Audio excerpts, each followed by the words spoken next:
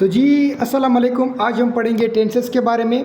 ठीक है, और टेंसेस को इंशाल्लाह डिटेल से पढ़ेंगे, लेकिन इससे पहले कि हम टेंसेस को स्टार्ट करें, बिल्कुल इससे पहले हम पढ़ेंगे ये टेबल।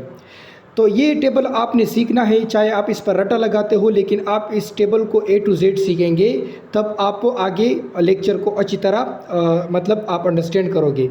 और सबसे पहली बात, प्रेजेंट, यहाँ पर मैंने प्रेजेंट लिखा है, पास्ट फ्यूचर, और इसके एसोसिएटेड मैंने लिखा है present indefinite, past indefinite, future indefinite, और इस तरह कंटिन्यूस, परफेक्ट और परफेक्ट कंटिन्यूस। सबसे पहले अगर आपके पास प्रेजेंट इंडिफिनिट आ जाए, तो प्रेजेंट इंडिफिनिट में हेल्पिंग वर्ब क्या आते हैं? डू डज आते हैं। ठीक है, और प्रेजेंट इंडिफिनिट में क्या? डू डज हेल्पिंग वर्ब आते हैं। और पास्ट इंडिफिनिट में डिड आता है। और फ्यूचर इंडिफिनिट में विल और शेल हेल्पिंग वर्ब आते हैं। ठीक है, तो मैंने कहा प्रेजेंट इंडिफिनिट में हेल्पिंग वर्ब डू डज आते हैं, पास्ट इंडिफिनिट में डिड आता है हेल्पिंग वर्ब, और फ्यूचर इंडिफिनिट में हेल्पिंग वर्ब विल शेल आता है।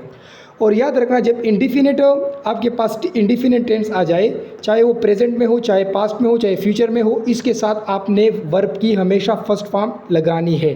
ठीक है, तो जैसे ही आप इंडिफिनिट देख लो, तो आपने आंख बंद करके वर्ब की फर्स्ट फॉर्म लगानी है। लेकिन एक एक्सेप्शनल केस है, वो है पास्ट इंडिफिनिट में।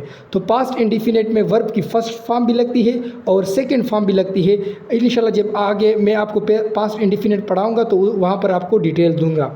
अच्छा, प्रेजेंट कंटिन्यूस में helping verb is am are लगता है, और ये भी आगे आपको बताऊंगा कि कब इज़ लगाना है, कब आर और कब एम लगाना है। ठीक है, तो प्रेजेंट कंटिन्यूस में आप इतना समझो कि helping verb is am are आता है, और पास्ट कंटिन्यूस में helping verb was or were आता है, और फ्यूचर कंटिन्यूस में विल बी और शेल भी आता है।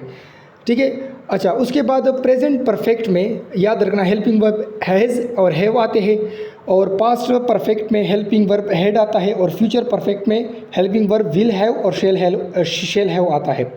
और इसमें याद रखना, ये जो आपके पास प्रेजेंट कंटिन्यूस है, चाहे प्रेजेंट कंटिन्यूस है, चाहे पास्ट है, चाहे फ्यूचर है, इसमें हमेशा वर्ब की फर्स्ट फॉर्म इस्तेमाल होगी और उसके साथ आईएनजी भी इस्तेमाल करेंगे। ठीक है, तो वर्ब की फर्स्ट फॉर्म और उसके साथ आईएनजी फॉर्म भी इस्तेमाल करेंगे।